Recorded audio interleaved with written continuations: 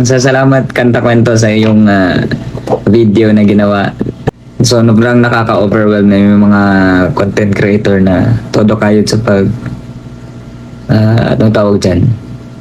Pag-research about sa mga artist. Pero, hindi talaga may iwasan na meron talagang information na hindi accurate. So, kaya ginawa natin tong yung simpleng reaction video lang. At least maliwanag ang lahat. Naisipan kong gumawa ng mga reaction video kung ano yung makikita ko sa internet. So nakita ko itong isang video na parang galing sa channel ni Kanta Kwento. Ayan, kung nakikita nyo po yung video na sa likod ko. Nasa taas pala. Ayan, i-react mo natin to kasi parang hindi ko na tinapos. Nasimulan ko siya ng konti pero hindi ko na siya natapos. So ayan, itatry natin i-react itong kwento ni BJ Baktong. Sino ba yun si BJ? Sige, panoorin natin.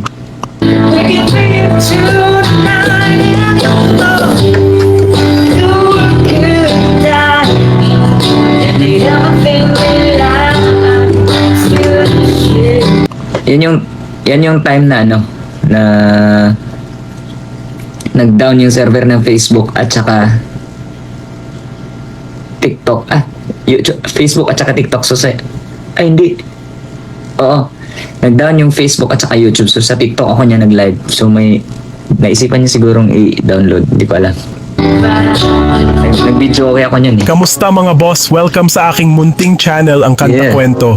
Sino ba naman ang di nakakakilala ngayon kay BJ ng Sweet Notes Music? Ngayon nga ay aalamin natin ang kanyang kwento simula ng kanyang pagkabata at sa kasalukuyan ang mga pinagdaanan niya noong bata pa siya. Halika at samahan niyo ako mga kakwento. Gwapo ko dyan Hindi ako Amerikano Kanta Kwento. Pero bago tayo mag-start, kung bago ka pa lamang dito sa ating channel, ay hingin ko po muna ang inyong like, share at subscribe bilang support. Maraming salamat. Don't forget to Pakicomment follow. nyo rin mga kakwento kung saan kayong lugar para malaman ko kung hanggang saan inabot ang ating kwentong BJ ng Sweet Notes Music. Halika at simulan na natin. Si Jeffrey Baktong Jr. o mas kilala bilang BJ ng Sweet Notes Music ay ipinanganak noong taong 1994 sa Polomolok, South Cotabato, General. Pinanganak ako 1994, oo, pero hindi sa Polomolok. Sa ako pinanganak sa Zamboanga City, Ricudo. Yan, para mas klaro. Santos City. Galing siya sa isang relihiyosong pamilya. Mula pa noong elementarya, nagkaroon na si BJ ng interes sa musika, lalo na sa pag-awit. Gayunpaman siya ay sobrang mahiyain. Oo, totoo po yun na nagaling po ako sa religious family kasi yung papa ko pastor. At saka, active po kami sa ministry since bata pa ako. Pero hindi po ako since bata mahilig sa music. Kaya yung sinabi niya kanina, parang sabi niya, bata pa. Kasi mahihain ako dati. Hilig ako sa music nung bata pa ako pero hindi ako hilig kumanta kasi mahihain ako. Yung unang kumanta sa amin, yung kapatid ko, yung ate ko. Noong bata pa siya, hanggang sa dumating ang Agosto, buwan ng wika, noong siya ay nasa ikalawang baitang pa lamang, Napilitan siya lang ako ng niyan. kanyang guro na umawit sa isang event sa paaralan dahil sa sobrang pagkamahiyain ni BJ. Sa pagtulak ng kanyang guro ay napilitan siyang magtanghal sa buwan ng wika ng kanilang paaralan. Sa Camiguin Island Dito yan. nabuo ang kumpiyansa ni BJ nang makakuha siya ng masigabong palakpakan mula sa kanyang mga kamag-aral na dumalo at nakasaksi sa kanyang pag-awit. Mula noon, palagi na siyang naiimbitahan na magtanghal tuwing may event ang paaralan. Pagsapit ng 2000, Hindi ko maalala kung lagi ba ako naiimbitahan pero siguro sa mga hindi ko alam. Kasi pagkakaalala ko yun lang yung time na buwan ng wika. Doon lang ako kumantay. 2009, nung siya ay nasa ikalawang taon ng high school, nagsimula siyang makilahok sa kanilang simbahan. Dito niya napaunlad ang kanyang kakayahan sa pagtugtog ng mga instrumento gaya ng gitara, bass guitar, keyboard at iba pa. Pinaunlad nga ni BJ ang kanyang mga kahusayan sa instrumento pati na rin ang kanyang pag-awit. Sa pagtugtog sa kanilang simbahan, marami na rin siyang nakilala ng mga musikero hanggang sa nakilala niya si Ian. Noong 2014, hinikayat siya ng kanyang... Shout out Ian Course. Kilalang kilala ka ni Kanta Kwento Shout out bassist of Jarya Band. Pwede nyo pong i-search kung curious kayo kung sino si Ian. Ayan po yan pagkabasa. Ayan Coraraton. So Ayan Course yung pangalan niya sa Facebook. Kaibigan na si Ian na bahista ng Diarrhea Band. Dito siya nagsimulang mangarap na makatungtong sa labas ng simbahan at makaranas ng mga live gig. Hindi lamang para sa suportang pinansyal, kundi ninanais niya na mapataas ang kanyang kaalaman at karanasan sa live na pagtugtog. Hanggang sa pinasali siya sa isang birthday event, isinama siya ni Ian sa lineup ng Renaissance Band kung saan bahista si Ian. Naging Alam na. Patuloy gitarista si natin. BJ at isa sa mga naging kaibigan ni BJ ay si Jay, ang orihinal na bokalista. Rest in peace Kuya Jay. Nabanggit ka pa dito sa sa Kanta Kwento sa video ni Kanta Kwento. Si Kuya Jay po is yung vocalist namin sa Renaissance Band. Yun yung pinakauna kong show band sa Jensen nung araw. So kinuha na siya ni Lord. So shout out sa iyo Kuya Jay, isa ka rin sa napakalaking naiambag sa musicality ko as musician, kabanda. Alright, let's go. Ng kanyang naging unang banda na Renaissance. Sa pagsali ni BJ sa bandang ito, nasundan pa ito ng iba't ibang banda na kanyang nasalihan. Yeah. Isa na dito ay ang Diarrhea Band, kung saan nakasama niya ang isa sa mga sikat na couple band na si Jasper Numok, o mas kilala bilang Don Petok. Yes. Nakasali rin Pero hindi pa yun, after ng Renaissance Band, hindi pa siya Jarya diretso. Meron pa akong grupo, yung Soundworks. Before kami nag-China, Soundworks yung grupo ko. Tapos yung Jarya, nangyari yun, yung umuwi kami after ng China. Okay. si BJ bilang bahista ng bandang Soundworks nang Next time, pagandahin natin yung video ko. wala ang kanilang bokalista, agad silang naghahanap ng babaeng bokalista. Noong 2014, sakto namang kakauwi lang ni Charlotte mula Korea bilang vocalist at dancer doon, at agad siyang kinuha ni na BJ. Pagpasok ni Charlotte sa banda, hindi pa sila agad naging magkasintahan kahit ramdam nila ang paghanga sa isa't isa.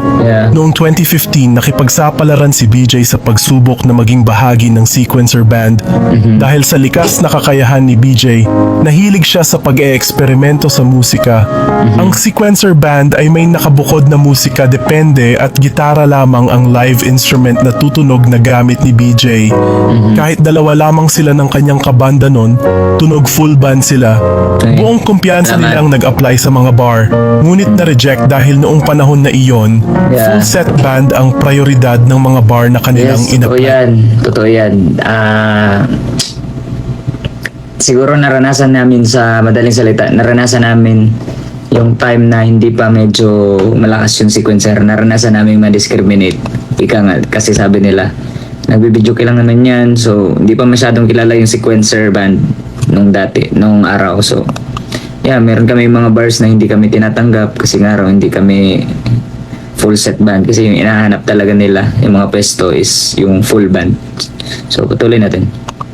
Ayan. Sa dami ng bar na kanilang inaplayan, isa lamang ang nagbigay ng pagkakataon na pasalangan sila. Natuwa si BJ dito at pinaghandaan nila ang gig. Ngunit hindi nila inasahan na ang unang pagsalang nila ay siya ring huling pagtugtog nila doon. Sabi kasi ng may-ari ng bar na magsasara na ang kanilang resto bar dahil nalugi ito.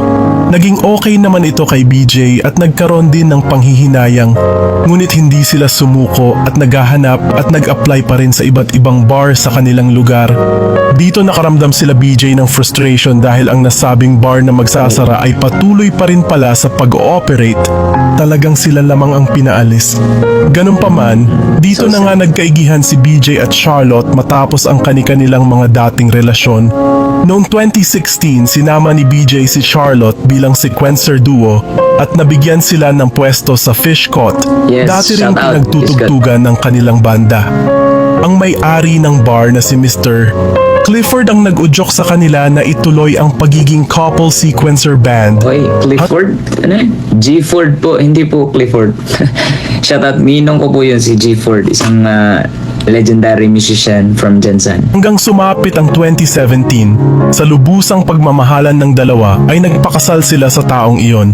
Sumang-ayon naman ang lahat sa kanilang kasal, pati na rin ang pagkakataon dahil nakapasok sila sa inaplayan nila sa China bilang real-life couple band na tutugtog sa isang hotel doon. Dito na Kaya nag-umpisa sa ang taon ding Sweet Notes. iyon, lumipad sina BJ at Charlotte at dito na nila pinangalanan ng kanilang grupo bilang Sweet Notes Music.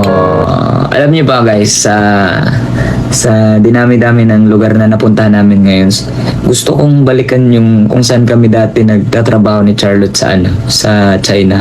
Gusto ko siyang puntahan yung hotel, mismong hotel, kasi meron kaming hotel sa China na tinugtugan na wala talagang tao. So may gabi na walang nanonood. Tumutugtog lang kami sa lobby ng hotel pero walang nanonood.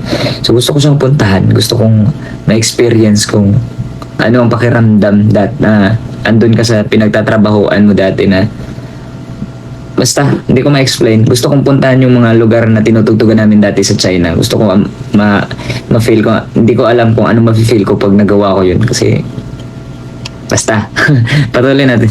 Nakaipon naman ang mag-asawa habang sila ay nasa China, ngunit nalugmok sila nang ma-forfeit ang kanilang dream house na ipupundar sana. Yes. Pagbalik nila noong Totoo yan. 2020 sa Pilipinas, nawala ang kanilang 200,000 pesos para sa kanilang dream house. Lumaban silang mag-asawa at hindi nawalan ng pag-asa. Sa taong ito isinilang ang kanilang unang anak na si Shikai. Sa kabila ng Yes. mga hirap, sabay-sabay na dumating ang swerte at biyaya. Na Bagamat it's a blessing. Hindi po siya swerte. Blessing po siya. kasagsagan ng pandemya noong mga panahon ng pagbalik nila BJ sa Pinas, noong taong 2020, patuloy silang naghahanap ng matutugtugan dahil nga ito na talaga ang kinalakihan nilang hanap buhay. Kaya naman tinanggap pa rin sila ni Mr. Clifford sa kanyang bar na fish caught. Malaki ang Wait lang. Correction pala. Kanta ko ito. Si Clifford G. Ford po yan. Si Sir G. Ford, hindi po siya ang mayari ng Fishcot. Siya po yung namin, ninong sa kasal. So, siya po yung mga, kumbaga, pinaka-mentor namin sa sequencer. Yung may-ari po ng Fishcot is iba po yun. Hindi ko na lang sasabihin para sa privacy nila. Pero, ibang tao po yun sila. So, hindi po sila yung may-ari ng Fishcot Bar. Para malinaw. Thank you. pasasalamat ni BJ sa patuloy na pagtanggap at suporta na ibinibigay sa kanila nito. Nag-e-extra din sila sa mga pribadong okasyon, online o virtual gig, kung saan naka-live sila at pinapanood lang sila ng live ng private event. Pagdating na nga ng panganay ni na BJ at Charlotte na si Shikai, talagang kailangan nilang magdoble kayod para dito. Sa kanilang pagtugtog sa Fish Caught, sinabayan nila ito ng pag-upload ni BJ sa YouTube at Facebook ng kanilang mga kinakanta sa gig. Ang tanging layunin ng kanilang pagre-record at pag-upload ay maging alaala nila sa kanilang pagtanda. Pero higit pa nga rito ang nangyari, nagla-live din sila sa kanilang mga platform noon sa YouTube at Facebook. Tinuloy-tuloy ito ni BJ at ng kanyang butihing asawa para Wait lang, makwento ko lang. Before pa kami nag-live sa Facebook, marami pa kaming live streaming platform na pinasukan. Napasok pa namin yung Uplive, yung Bigo, yung mga Kumu. Marami pa. Hanggang dumating kami sa kasi pandemic days yun eh. Nasa stay at home lahat. So, wala kaming choice kundi mag-live stream lang ng mag-live stream. Hihingi kami ng GCash para pangtustos sa araw-araw. So, nagawa namin yun during pandemic. So, pinasukan namin lahat. Nag-live kami sa lahat ng pwedeng i-live na platform. So, yun. Hanggang manto kami sa Facebook Live at saka sa YouTube. karoon ng ekstrang kita kahit papaano, kahit kaunti lang ang kanilang viewers noon. Hanggang sa may isang sikat na influencer at blogger na nag-share ng kanilang live. At doon nagsimulang kumalat at sumikat ang kanilang mga hindi ko maalala kung sino yung pinaka vlogger na yun yung iniisip ko sino ba yung vlogger talaga. Hindi kasi ngayon hindi ko pa kumpirmado kung sino talaga yung vlogger na yun Gusto ko sanang pasalamatan siya cover song Naging hands-on nga si BJ sa pag-manage ng kanilang mga video. Mismong si BJ ang nag-e-edit nito at si Charlotte naman ang nag-aasikaso sa mga inquiry para sa kanilang mga invitation o mga gig. Ngayon, kinikilala sila bilang isang real-life couple band at minamahal ng kanilang milyon-milyong subscribers at followers. Nagtutour sila sa iba't ibang bahagi ng ating bansa. Yes. At maging sa Amerika ay may nakaschedule silang tour.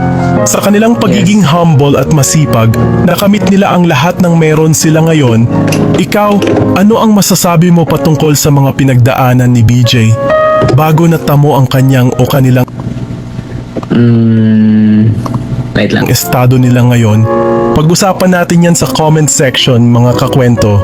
At paki-comment mo rin kung saan ang iyong lokasyon upang malaman ko kung hanggang saan nakaabot ang kwento nating ito. Huwag kalimutang mag-like, share at subscribe bilang suporta. Sana, mga kakwento, ay mag-join kayo sa ating membership dito sa ating channel. Ito ay 25 pesos lamang para ma-activate nyo ang mga perks natin, gaya ng ating mga So special yun, hanggang doon na lang. Salamat Kanta Kwento sa iyong video na ginawa. So sobrang nakaka-overwhelm na yung mga content creator na todo kayod sa anong tawag dyan, pag-research about sa mga artist. Pero hindi talaga may iwasan na meron talagang information na hindi accurate. So kaya ginawa natin tong yung simpleng reaction video lang. At least maliwanag ang lahat. So maraming salamat sa lahat po ng mga ka-sweet notes natin na nakinood at sa lahat pang sumusuporta sa Sweet Notes Music. At don't forget to follow Kanta Kwento sa mga upcoming kwentuhan ng mga local artist. And napansin ko yung mga content niya kasi is mga meron local artists na sumikat sa sa social media. So ayun, salamat. Maganda yung sobrang effort nung pagkaka-edit mo. Ang dami mong mga clips na ginamit. Pero sobrang nakaka-amaze kasi padayon lang. Hindi ko alam kung taga-saan to si Kanta Kwento. Shoutout sa iyo. Maraming salamat sa support sa Sweet Notes Music. God bless you. Alright? Salamat. God bless. See you.